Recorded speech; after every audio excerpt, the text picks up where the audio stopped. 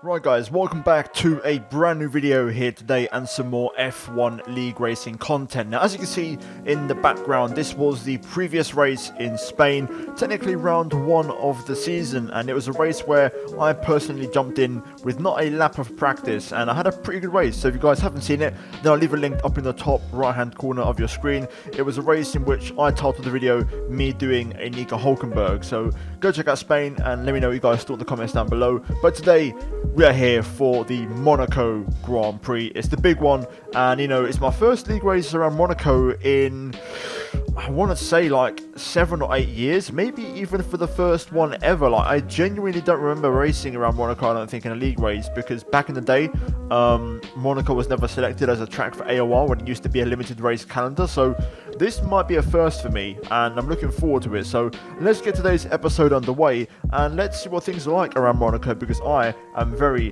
very excited about the prospect of racing through the streets and, you know, being against some of the fastest drivers that I know on the F1 game.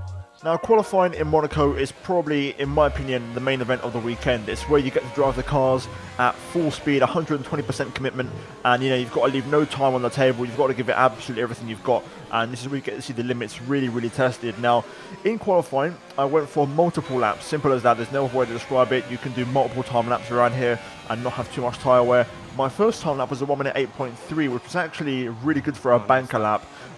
Really, really good stuff. We then move on to my second set of runs, and to be fair, again, you can see here we're 10th down, entering sector 1, but going into sector 2, I actually found a lot of time, especially through here, the Veloce hairpin, clipping the inside curb beautifully there, finding a lot of time, and then also flicking the car through the right, and then down this downhill section through Portier. And you can see the delta, we've actually found another 10th. So if you include the 10th we was down by in the first sector and then the 10th we've gained, we've turned over 2/10 of a second heading down towards the Nouvelle chicane. And it was going well up until this point where unfortunately I cut the apex a bit too much and lost, you know, the lap time. So unfortunately that's not going to count. I then called off the tyres, went for yet another attempt, this time through the first sector. You can see we're actually almost 2/10 up at one point there through the apex of Mirabeau. We then go through the hairpin at the Lowe's hairpin, down the hill, making our way down slowly here without trying to get too aggressive on the throttle, and now into the tunnel we go. A 10th up again, so pretty similar scenario to the last lap we was on just a moment ago, and this time we're going to make sure we don't throw the lap away cutting the apex, so we take it nice and easy, give it a bit more room for the curb, and you can see we're now 2.5 tenths up here as we throw the car into the back. Though we clip the inside wall and then the outside wall as a consequence and lose our front wing again, so not ideal. And I only had time for one more time lap. Now this was my best lap of the session up until this point. You can see a 10.5 up, so not my best lap so far compared to the previous one. We get through to back though this time, setting a purple second sector, and we are flying through the final swimming pool chicane here, full commitment, and now into La Rascasse, down to first gear. We run it in a bit hot, get distracted by this Williams just in front here, and getting a bit of dirt here as well. Unfortunately, we lose all of our advantage, and we only improve by half a tenth, which is not great. And we're currently P2, Paris in P1.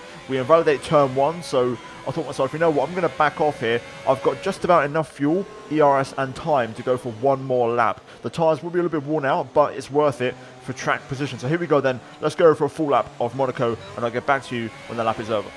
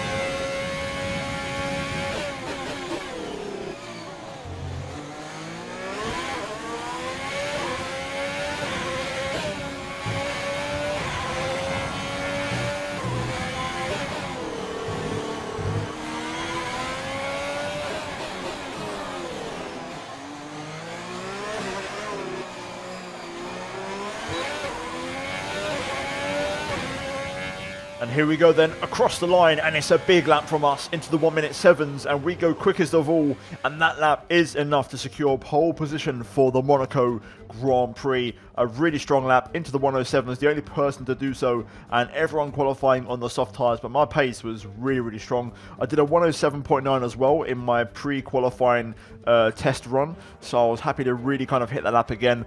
Not the cleanest session, a bit scruffy from my end. There was definitely more time in it for sure. You know, we got the perfect lap hooked up. I think a 1 minute 7.7, 0.8 definitely for sure we could have easily done. So there was definitely more time to find. But either way, a strong lap from us. I'm really happy with it, and we out-qualify all of our rivals. So we're ahead of Paris, who's on the front row. Falo in third, ahead of my teammate FK Gaming, who returns to fourth place after returning the last race in Spain from 2 broken arms. He's P4, which is great from him. Then we've got Warren P5, Josh, Pablo Futes, and Donator, Christian, and Rainbow riding out the top 10. But with that, we move into the race. Now, of course, for Monaco, very straightforward. It's a one-stop strategy. Soft tyres onto mediums, possibly soft to hard, depends if you can make the soft tyres last or not, and the undercut or the overcut. But the strategy around Monaco is very important because we did a bit of a test run beforehand, myself and my teammate, and the undercut was about 3 seconds a lap quicker. So, you know, there is definitely that window where you have to be careful and watch out for yourself to not leave yourself too exposed to an undercut. So we're going to jump to the race then and see how it goes as we kick off the formation lap. And you can see here tyres are nicely in the right temperature, and we are ready to get going here. And we're going to line up in our grid slot and hopefully get a nice clean start into the first corner. This is, you know, 50% of the race right here, making sure we hold the lead into the first corner. So here we go. The 5 lights are on for the Monaco Grand Prix, and away we go. And it's actually not the best start. We get away though just about well enough to hold the lead into the first corner. Paris right behind us, Failer behind him, and we use a lot of overtake here as Paris putting us in the big pressure here up the hill towards Massenet. He goes to the outside, we hold the inside line, and we just about hold on to the race lead heading into Casino and now down the hill towards Mirabeau. So good start from us, holding on nicely. I've got a bit of a tap on the rear there from Paris into the brake zone, and I believe we got another slight tap into the hairpin, but eventually we come away unscathed and we lead the way here on lap 1 of the Monaco Grand Prix. But still, 39 laps to go, and there is a chance it could get overcast / potentially rain right at the very end of the race. So there's going to be a lot to go through here today. You know, safety cars, VSCs, it could all happen. So, you know, around Monaco, we've got to be patient and be a bit more, let's say, forward thinking. You know, think of the long game, relax a little bit, and kind of get into a rhythm. You know, consistency around Monaco is key. Getting that rhythm, getting to that groove is really important. You can see now on lap 3 we set a purple lap as DRS gets enabled. Paris still half a second behind us, so he's hanging on for now. Meanwhile, Failer's actually out of DRS range in 3rd place, and you can see now at the end of lap 3 we've got the gap up to 6.5 tenths, nearly 7 tenths now, as I'm trying to pull away here and you know, break the DRS of Paris in 2nd place, and we set another fast lap in the process there as we go into lap 4. And like I said, just trying to make sure we find that consistency. We're not going, you know, balls to the wall absolutely flat out just yet, but I am trying to break the DRS as we lose Scrippy from the race there, and we're now down to 15 runners. We then move on to the end of lap 5. You can see the delta on the top left. We've pretty much almost got that 1 second clearance here as we enter the Rascasse. We've almost got it. I think one more lap and we might be able to clear that gap. You can see it's kind of in and out of a 9/10 1 second window, but for now Paris does still have the DRS, but hopefully if we have one more strong lap we should have that clearance and get that gap. You can see now at the end of lap 6, this time 1.1 seconds, we've done it. We've managed to break the DRS from the guy in 2nd place, and we can now start to do our own race. Meanwhile, Failer 3.5 seconds behind in 3rd place now, and the race was going well. We finally broke the DRS gap, which was really important for me. And you can see now as we approach the first, let's say, quarter of the race, approaching lap 10, my teammate Florian pits. This was meant to be a potential undercut pit stop lap, but Paris didn't go for the undercut, so I stayed out for one more, as did he. And at this point, I was trying to time it because you want to try and go a bit longer on the soft tyres if possible to make the next stint a bit easier for you. But like I said, the undercut is worth 3 seconds, so you've got to be very careful about that. So I knew Falo was out of undercut range, so I didn't have to worry about him. It was just Paris. And you can see now in the delta on the top left, the gap just shoots up, and suddenly, midway through lap 8, we are going to lose Paris, as you'll see right now from the session. He disconnects for now, and that's going to cost him a lot of time. And that for me was a free pass, which meant I could actually stay out for another lap and not have to pit because Paris wasn't here. Eventually he rejoined on the next lap, but the gap has gone up to 4.3 seconds now. So happy days. It meant we got an extra lap out of the soft tyres, and now at the end of lap 9 we are going to pit for the medium compound tyres, and the gap is now 6.2 seconds to Paris. So we're looking good, in good shape, no warnings for track limits. It's been a perfect first stint. We survived the race start, and everything's going very well so far. And we're going to box for the mediums, and that should be it. No more pit stops this race, fingers crossed. A 2.5 second stop, which is pretty standard for online racing. We're going to rejoin into a bit of traffic here, as Paris pits behind us in the Red Bull. And we're going to see exactly where we rejoin here, as we've got a lot of those medium and hard tyre runners around us.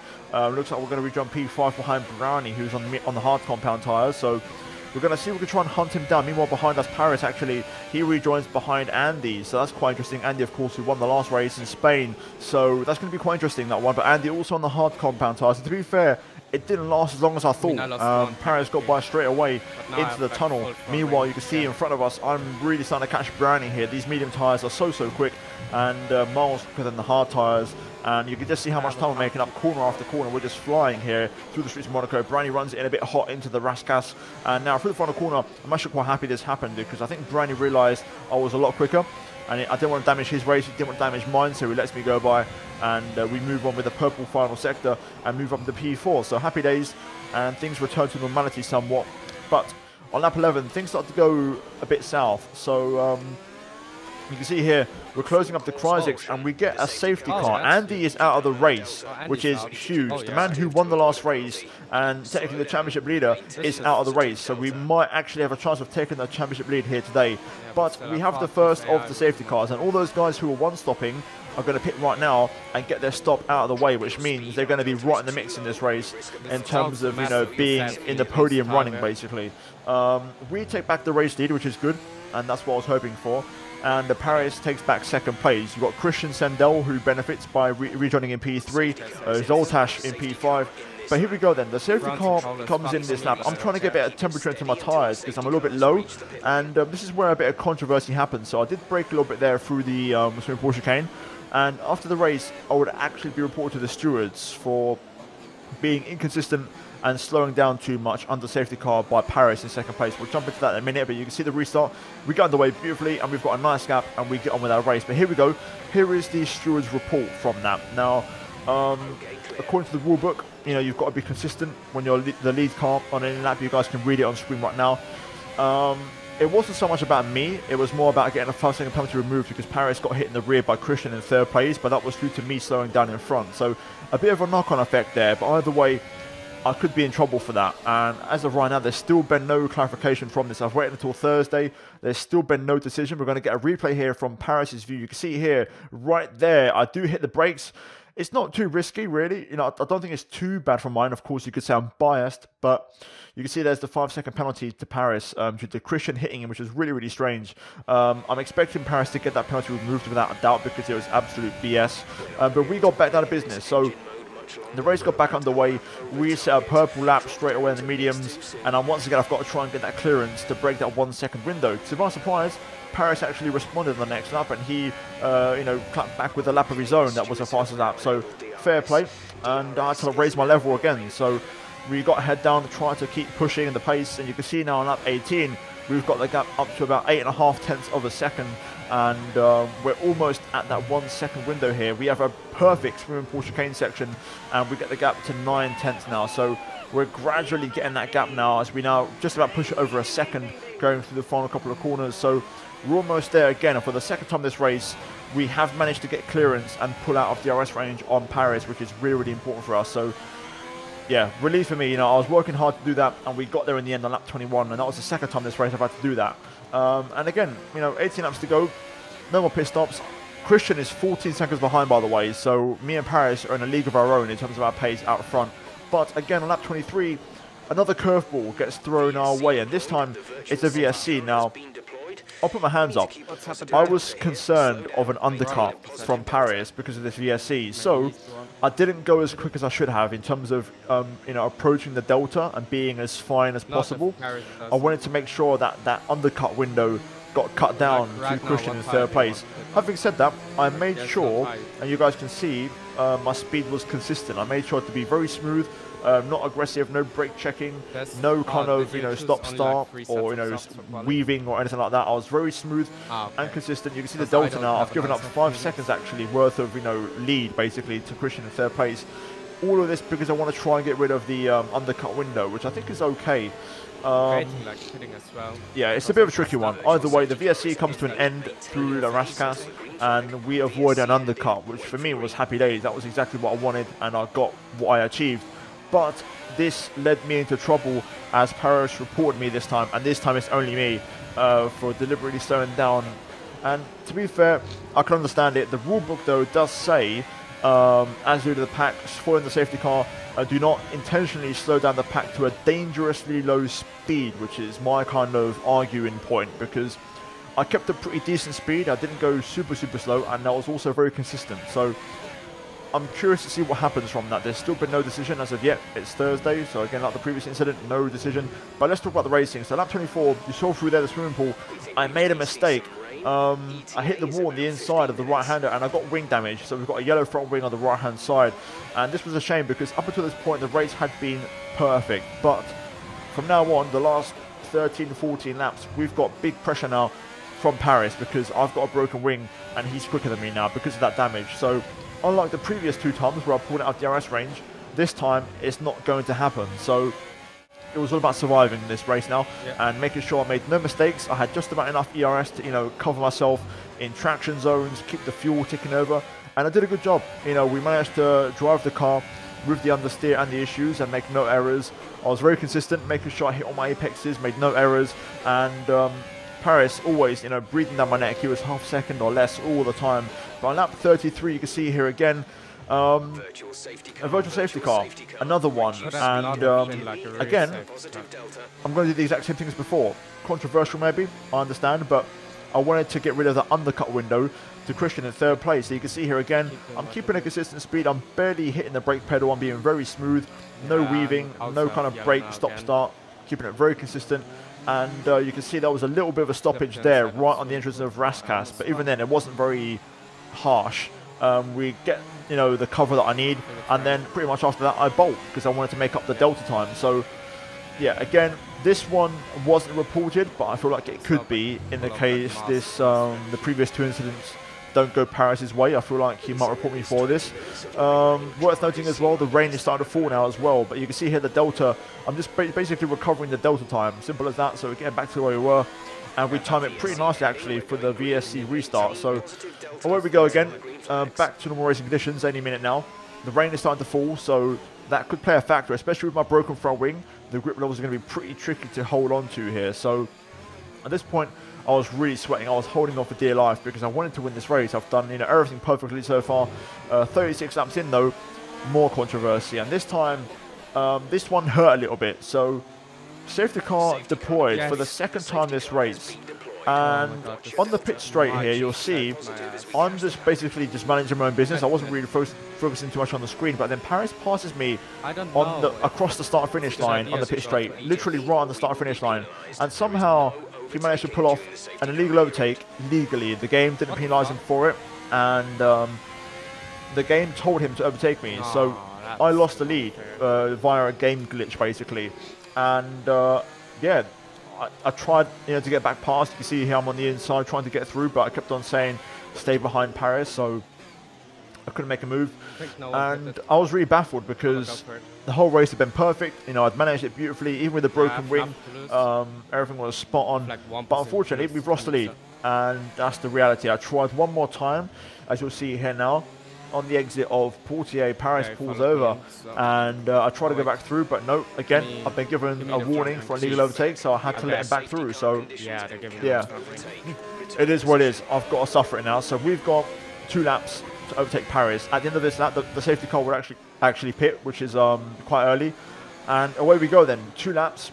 Paris has got a full wing, my wing is broken, and these medium tyres now are very second hand, so the guys behind on the hard tyres might have an advantage. I'm trying to weave to get some temperature, and the target was simple. I had to stay on the back of Paris for the last 2 laps to prove I had the pace to keep up and even stay in front of him. And you can see here now, lap 38, I was sticking up with him. Paris makes a bit of a mistake into Raskas, and I had a bit of a chance there to make a move, but I didn't want to be too aggressive because I'm already missing a bit of front wing, and I didn't want to hurt myself even more. And now we skip on to the final lap. I've kept up with Paris here, we're 3 tenths behind, going through the final part of the lap here, literally running his gearbox. struggling with a bit of understeer, but at the same time the rain is making it a bit easier for me to keep the pace. Through Raskas one more time, and Paris makes no more mistakes, and he's going to come through the final corner to, across the line, win the race. But of course, you know, I'm under investigation for 2 incidents, so I of course am going to report my own version of the events. And after the race, I made a stewards report basically talking about the illegal overtake under safety car, you know, basically benefiting from a glitch. Now, Paris couldn't do anything because if he gives the place back to me, he's potentially putting himself exposed to the cars behind, which I understand. So all I'm asking really is for the positions to be swapped around after the race. After the race, I thought that was it. You know, that's the only investigation that matters. Then I saw the 2 investigations from Paris, and suddenly I'm not so confident anymore because I think it depends how the stewards interpret the rules. There is no rule for what I did, in my opinion. You know, I slowed down to reduce an undercut window whilst keeping a consistent and, you know, safe speed. So we'll see. I think it's going to be quite interesting. I've waited till Thursday to make this video. I want to do it a lot earlier, but the stewards report hasn't come through yet. And, you know, this video was scheduled for today and I can't delay it any longer. So, yeah, we'll see how that goes, guys. Either way, it's going to be interesting as we move to future races. So I'll be curious to hear your guys' thoughts and opinions. But for now, the actual official standings that came through are the ones that were after the race. So Paris, of course, had a 5-second penalty, so he's going to get demoted a few places down the grid on the race result. So technically, according to this race sheet right here on the website, I pick up the race win ahead of Jan Fehler. So my first win in the kind of reset season, if you will. Of course, I won in Zandvoort 2 races ago as well, but this is technically round 2. So we win in Monaco. Jan Fehler gets second ahead of Brownie, and then it's Kimiz, Christian, Paris in the end P6 ahead of Kryzix, Padlo Futes, Michael Denitza, and my teammate FK Gaming in the end finishes P10, which is a bit disappointing considering he started P4, but I know he had a few issues during the race, so an unfortunate one for him. And then outside the points, you have Rainbow, Zoltash, Josh, Warren, and Donator, Scrippy, and Paris did actually pick up the fast lap in the race. You can see he managed to beat me by 4 1,000ths of a second to the fastest lap, which is a real shame, but fair play. He will hopefully get the extra point. We then look at the driver standings though, and of course we've got second place in Spain, and Donator crashed out here today, which means we take the lead in the championship, and we are 10 points clear of Jan Fehler heading into the next race in Baku. So 2 races in, and we are top of the top split in AOR and PDC, which is great. So I'm looking forward to it. I've got a good pace in a minute. The car's working well, setups are on point, and my racecraft is on point, but we'll see how those, you know, results might change if penalties are applied. We then look at the constructor standings, and we are currently in second place behind McLaren. McLaren 11 points clear at the top, and we've got a nice gap to Mercedes of 19 points at the minute, so things are looking good. And my teammate's back is great as well, so obviously we'll score double points in most races, which is awesome. So happy days, and for now I'm going to say I won the Monaco Grand Prix. At least that's what feels right in my heart. Obviously I don't want to send no hate to Paris, you know, fair play, I understand his point of view. But personally, I did what I had to do from my point of view to win the race. So that's the way it goes. But guys, if you enjoyed this video, a controversial Monaco Grand Prix in many ways, and I think I actually quite enjoyed that one, then drop a like on it, guys. It really lets me know that you enjoy these videos. I'm trying to make sure I get more viewers on these types of content. So hopefully, guys, give it a chance and enjoy it. And subscribe for more videos like this, guys. So it lets me know that you enjoy these. But finally, check out the 2 videos on your screen if you haven't seen them already, guys. And I'll see you all next time for the next round in Baku. But until then, take care, and it's goodbye from me.